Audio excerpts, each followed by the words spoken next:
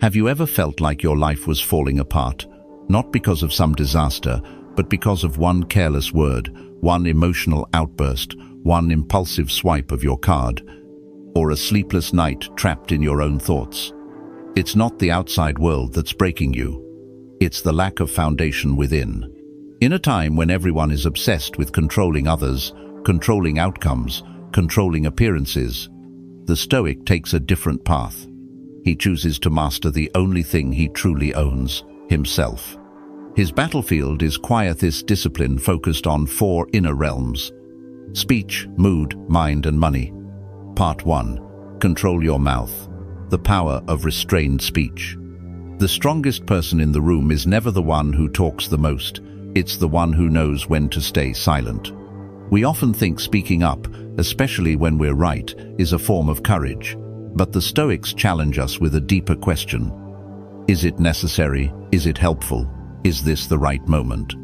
Because truth, without timing, can become a weapon, and honesty, without discipline, can do more harm than good. Consider the story of Aaron. He was the kind of man others respected not for how much he spoke, but for the weight his words carried when he did. For years, his quiet presence and steady insight earned him admiration. But one day, in a moment of frustration, he interrupted a meeting to correct someone. He was right. Every word was true. But his tone, his timing cost him something invaluable: trust. And trust, once fractured, rarely returns in full. This story reminds us of a painful truth. You can win the argument and still lose the room. You can speak truth and still lose respect if your delivery is driven by ego, not purpose. In today's noisy world where everyone rushes to voice their opinions, to post, to react, intentional silence has become a rare superpower. The Stoics didn't seek silence out of weakness. They chose it as a form of strength, a kind of quiet that commands more attention than shouting ever could. A simple Stoic practice. Before speaking, pause and ask yourself 3 questions. Is this necessary? Is this helpful? Is this the right time? If the answer to any of these is no, choose silence. Not as a retreat, but as an act of power.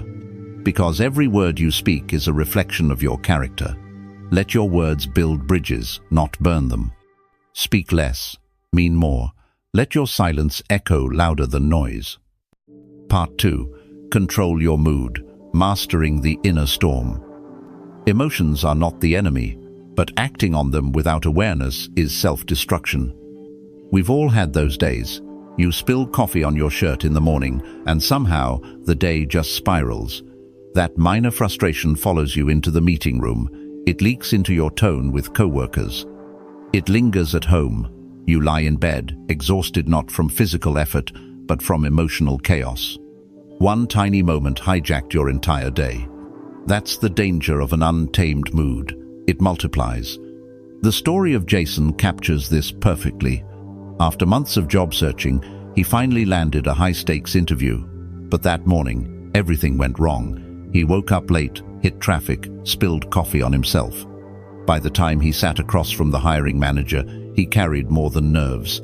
He carried frustration. His words were clipped, his energy defensive. Though he was qualified, he never got a call back. Why? Because he brought the wrong version of himself into the room. The Stoics didn't teach us to suppress our emotions. They taught us to recognize them, name them, and then choose how to act. Emotion is part of the human experience, but reaction is always a choice. A practical Stoic exercise. When a strong emotion rises, don't suppress it, name it. I feel anger. I feel disappointment. I feel dismissed. Then pause and ask, what would the stronger version of me do right now? That pause, that breath between feeling and action is where real power lives. Because emotional mastery isn't about pretending to be calm. It's about being able to stay centered, even when everything inside you wants to explode. It's about choosing your mood instead of letting your mood choose you. Train yourself to respond, not react. And in that training, you'll discover something few ever attain: emotional sovereignty. The power to stay calm while the world shakes. Part 3. Control your mind. Don't believe everything you think. You are not your thoughts. You are the one who chooses what to do with them. Some days, your biggest enemy isn't out there. It's not your boss, not your bank account, not your partner. It's the quiet voice in your head whispering, "You're not good enough, you'll probably fail, they don't respect you." And the tragedy? You believe it. Not because it's true, but because it sounds familiar. You've rehearsed these lines so often, they feel like facts. But they're not facts. They're untrained thought loops of fear disguised as logic. Let's talk about Carl. He lost his job not because of poor performance, but budget cuts. At first, he took action, but slowly, his thoughts took over. Maybe I'm too old. Maybe no one's hiring. Maybe I'm done.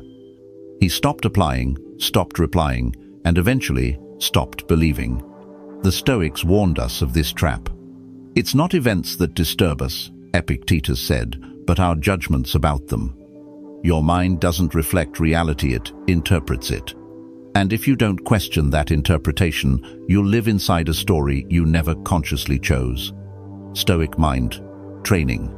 Start observing your thoughts like a mental security guard. Pause and ask, is this a factor, just fear? Journal the difference between what happened and what you told yourself about it.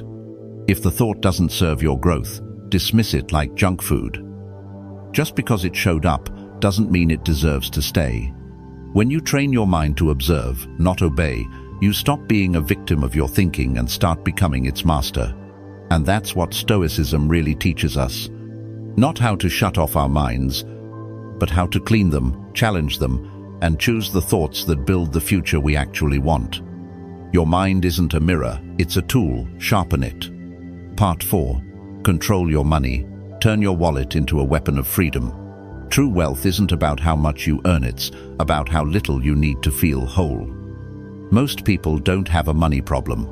They have a self-discipline problem disguised as lifestyle. They spend not because they need, but because they're bored, stressed, insecure, or simply trying to feel in control of something. We've all done it. You're overwhelmed. You scroll, you click, you buy. And for a brief second, the dopamine hits. But what comes after? Guilt, mental clutter, a subtle erosion of peace. Because uncontrolled spending doesn't just empty your account, it empties your clarity. The story of Leo proves this. Nice car, trendy clothes, dinner at all the right places. On social media, he looked successful. Behind the curtain, maxed out credit cards, sleepless nights, constant pressure to maintain an image. He wasn't buying things. He was buying approval. And that's the trap. You spend to feel better, but you never get better. You buy to feel secure, but become more dependent. And worst of all, you lose sight of who you're becoming. Stoic practice for financial power. Ask 3 questions before any purchase. 1. Does this align with the person I'm becoming? 2. Is this a reward or just emotional relief? 3. Will this matter in 5 years? The Stoic doesn't spend to impress. He spends to protect. He saves not out of fear but out of clarity. He delays gratification because he's building something stronger than image, independence. Because the truth is brutal and liberating. You don't need to be rich. You need to stop betraying your values for short-term pleasure. Money is a mirror. It reflects whether you're living with purpose or running from discomfort. Train yourself to spend like a Stoic. Quietly, intentionally, without apology. And you'll discover a rare kind of wealth. Freedom from the need to prove anything to anyone. Part 5. Control yourself, or be controlled by everything else.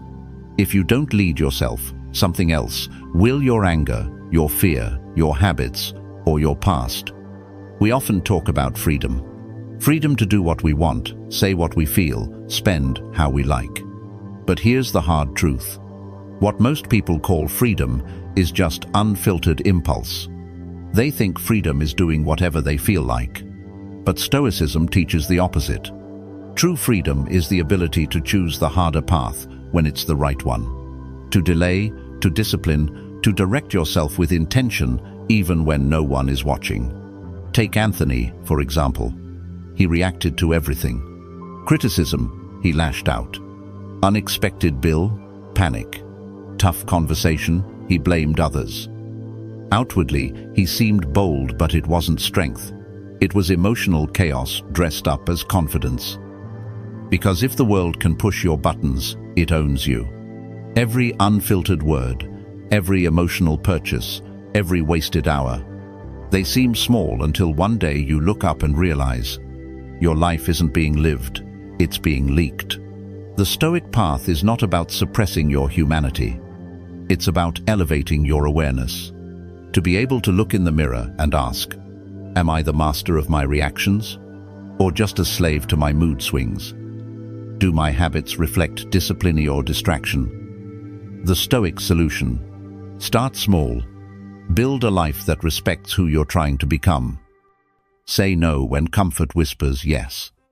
Walk away when ego wants to fight. Wake up when your emotions want to snooze. Because the most dangerous enemy isn't external. It's the version of you that knows better, but doesn't act like it. And the most powerful man in any room?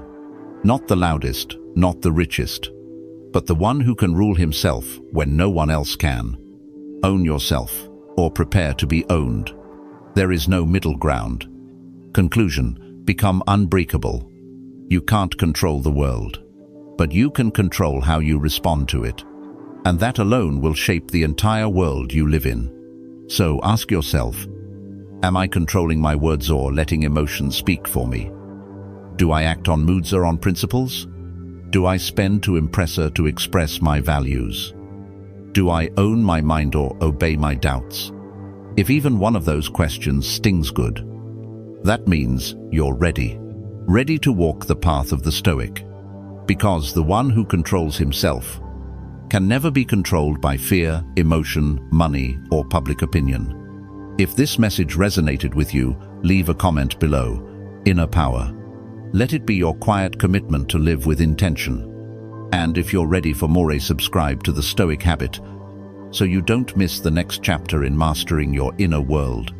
Your journey is just beginning.